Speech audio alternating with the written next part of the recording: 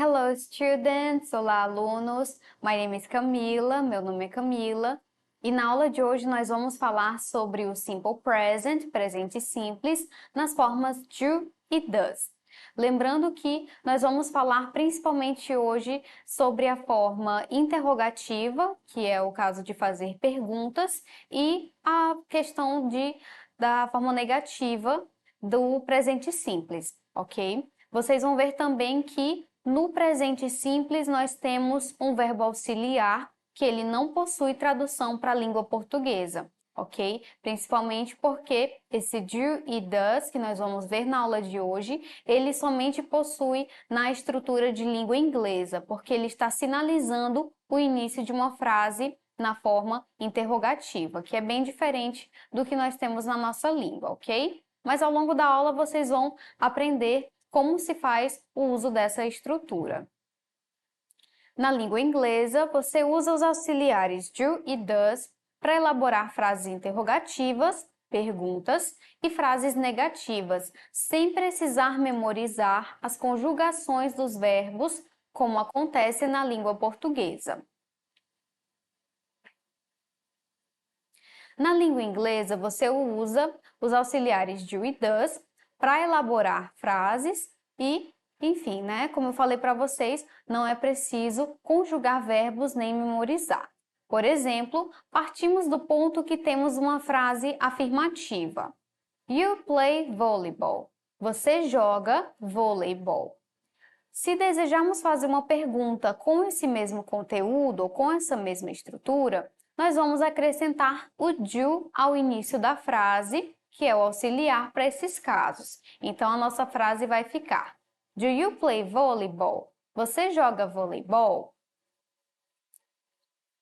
É muito comum vocês verem isso em língua inglesa, até porque na língua portuguesa nós não temos um indicador que vai nos dizer que a frase é uma interrogação até nós chegarmos ao fim dela. Diferente da língua inglesa, no início da frase, quando você vai ler, você já sabe que é uma pergunta exatamente por causa desse do e desse does, ok?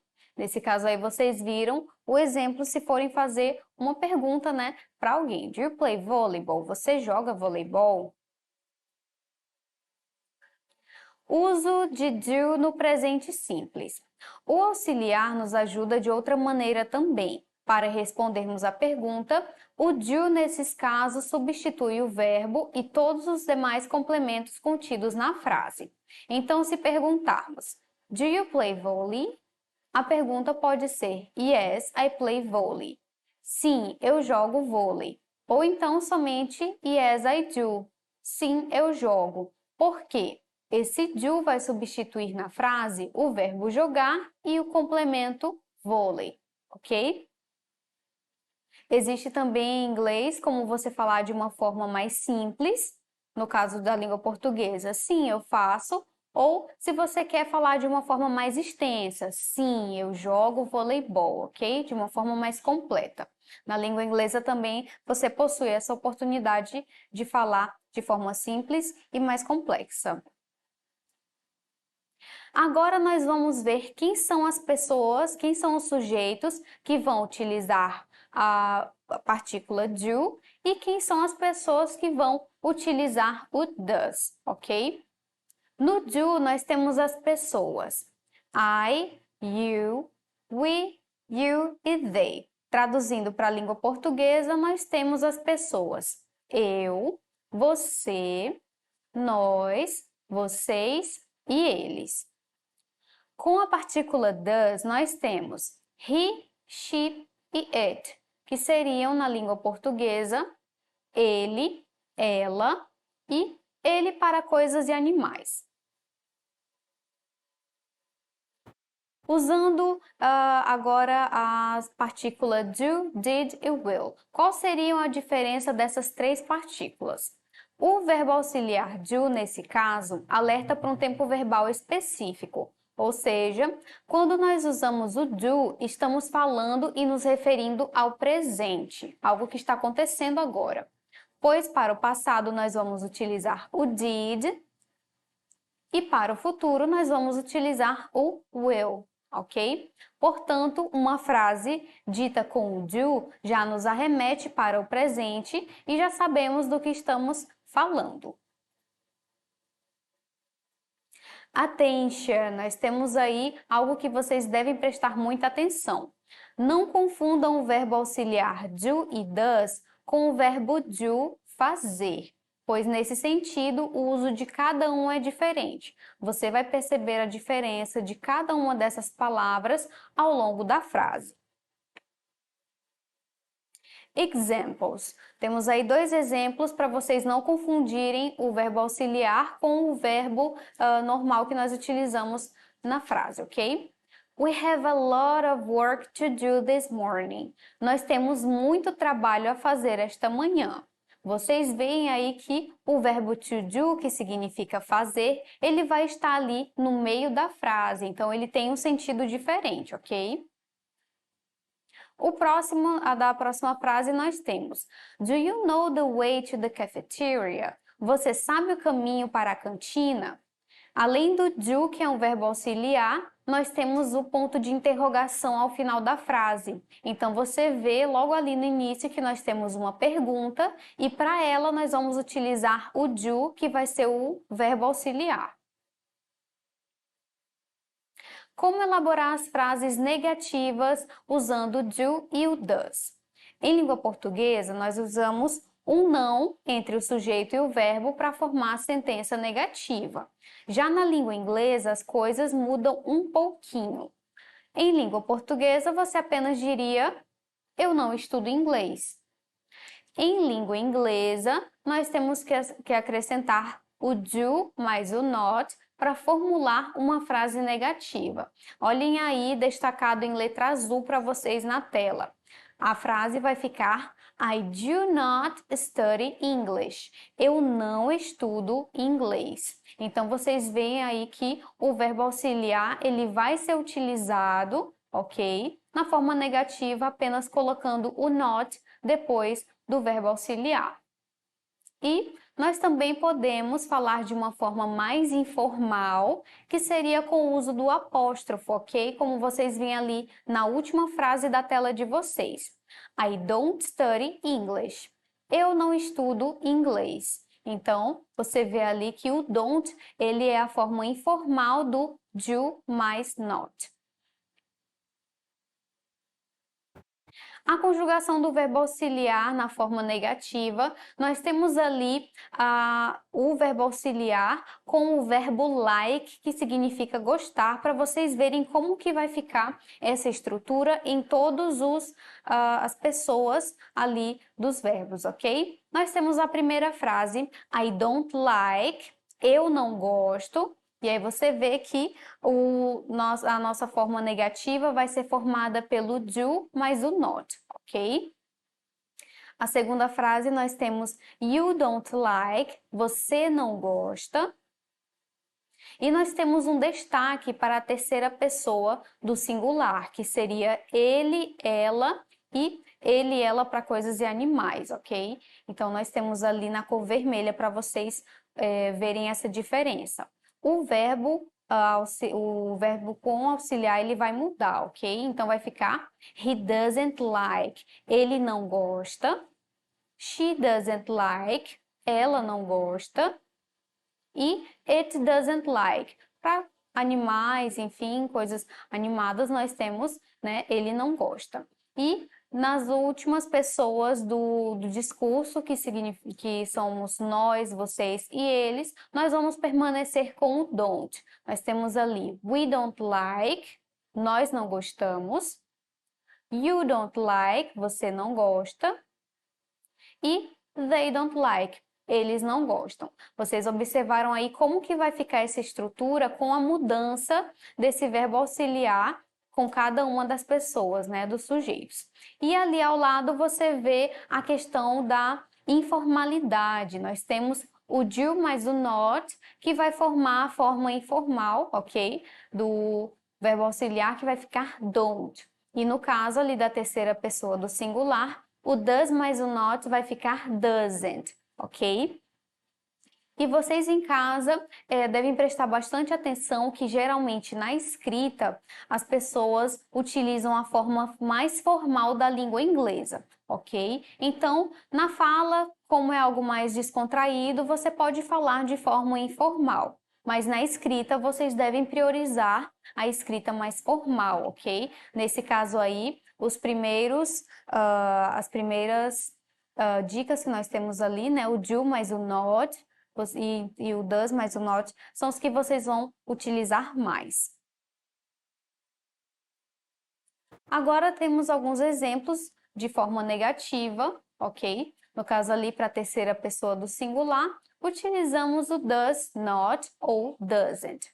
Temos ali, he doesn't study English. Ele não estuda inglês. Não esquecendo de que para formar o presente com he, she e it, acrescenta-se o S ao verbo, como por exemplo, he studies English. Ele estuda inglês. Para dizermos essa sentença na forma negativa ou interrogativa, nós vamos tirar o S ali do final do verbo e vamos colocar o does, ok? Como eu falei para vocês, para fazer uma pergunta, vai começar com o verbo auxiliar. Does he study English? Ele estuda inglês? E he doesn't study English. Ele não estuda inglês. Agora vamos aos nossos exercícios. Vocês vão pegar em casa o livro de vocês, o segundo ano, a prova Enem, esse da capa vermelha, e vão abrir nas questões de língua inglesa, ok? Página 76, questão 8. Nós temos aí um pequeno texto, um diálogo entre duas pessoas falando inglês, vocês vão observar aí no cartoon, e um deles fala de forma mais formal e o outro um pouquinho de forma informal em língua inglesa, se vocês observarem bem, ok? E além disso, das palavras que vocês vão observar no texto, também observem as características das pessoas, como elas estão vestidas, o modo como elas falam também, se é um pouquinho mais informal, mais formal, ok? Além das expressões que essas pessoas têm nos rostos, ok? Agora nós vamos para o enunciado da questão. Vocês vão ler comigo e nós vamos ver qual dessas alternativas vai se encaixar corretamente no texto, ok? Cartoons são produzidos com o intuito de satirizar comportamentos humanos e, assim, oportunizam a reflexão sobre nossos próprios comportamentos e atitudes. Nesse cartoon, a linguagem utilizada pelos personagens em uma conversa em inglês evidencia a predominância do uso de linguagem informal sobre a língua padrão. Letra B. Dificuldade de reconhecer a existência de diferentes usos da linguagem. Letra C. Aceitação dos regionalismos utilizado por pessoas de diferentes lugares. Letra D. Necessidade de estudo da língua inglesa por parte dos falantes, dos personagens. E na letra E, facilidade de compreensão entre falantes com sotaques distintos.